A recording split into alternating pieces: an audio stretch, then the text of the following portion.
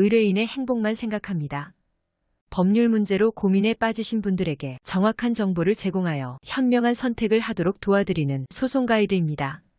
아파트나 오피스텔, 상가 등을 분양받은 뒤 예상치 못한 사정으로 계약을 계속 유지하기 어려워지는 경우가 있습니다. 자금 사정이 나빠져 중도금을 납부하지 못하거나 분양 당시 들었던 설명과 실제 상황이 달라 계약을 포기하고 싶은 상황도 적지 않습니다.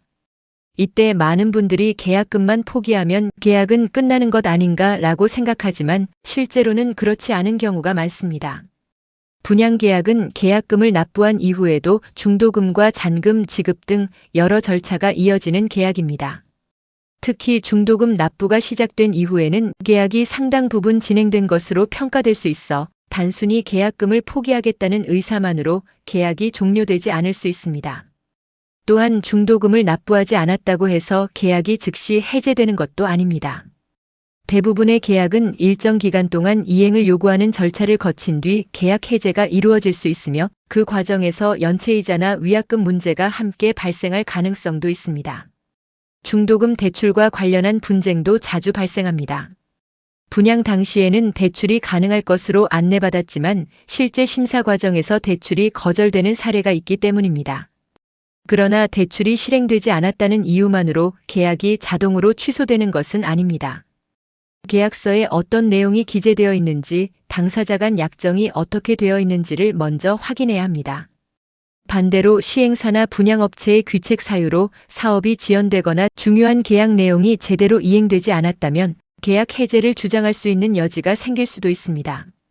다만 이러한 판단은 계약 내용과 실제 경위에 따라 달라질 수 있으므로 사실관계를 꼼꼼히 살펴보는 것이 중요합니다.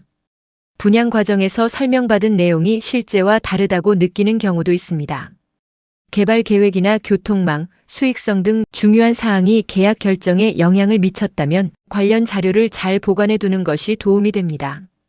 당시 받은 광고물, 문자 메시지, 안내문, 녹취 등은 분쟁이 발생했을 때 중요한 자료가 될 수 있습니다.